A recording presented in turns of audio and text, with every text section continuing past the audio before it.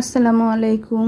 দেখো এই অ্যাঙ্কারা ব্যাঙ্কারা আমরা যত বিস্কুটগুলো আছে টোস্ট এগুলো কিন্তু আমি নিজের হাতে বানাইছি। যাই হোক, প্রথমবার টোস্ট বানাইলাম, আলহামদুলিল্লাহ খুব সুন্দরই হয়েছে। তো এখন এটারে খেয়ে দেখব কেমন। যাক, প্রথমবার একটু খারাপ হইলেও মন্দ না।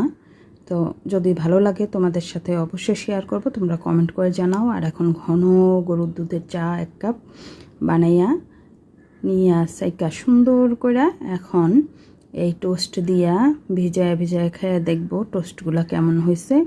যাই হোক, ভালো লাগলে তোমরা অবশ্যই জানাইও, তোমাদের সাথেও শেয়ার করব রেসিপিটা। তো সবাই ভালো থেকো, সুস্থ থেকো, আমার জন্য দোয়া করো। আর এই টোস্টগুলো দেখতে কেমন হয়েছে অবশ্যই কমেন্ট করে জানাইও। আমার পাশে থেকো, সবাই আমার চ্যানেলটা সাবস্ক্রাইব করো। যাক, ভালো হোক মন্দ হোক যাই হোক, আমার বানানো জিনিস তো খেতে তো আমারই হবে। তো সবাই ভালো থাকো, আল্লাহ হাফেজ, আসসালামু আলাইকুম। আসসালামু আলাইকুম। দেখো এই অ্যাঙ্কারা ব্যাঙ্কারা আমরা যত বিস্কুটগুলো আছে টোস্ট এগুলো কিন্তু আমি নিজের হাতে বানাইছি। যাই হোক, প্রথমবার টোস্ট বানাইলাম, আলহামদুলিল্লাহ খুব সুন্দরই হয়েছে। তো এখন এটারে খেয়ে দেখব কেমন। যাক, প্রথমবার একটু খারাপ হইলেও মন্দ না।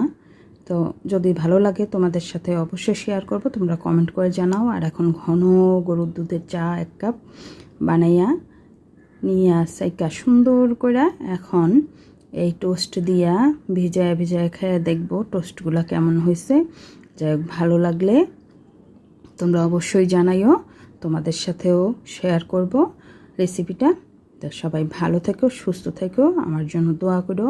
আর এই টোস্টগুলো দেখতে কেমন হয়েছে অবশ্যই কমেন্ট করে জানাইও। আমার পাশে থেকো, সবাই আমার চ্যানেলটা সাবস্ক্রাইব করো।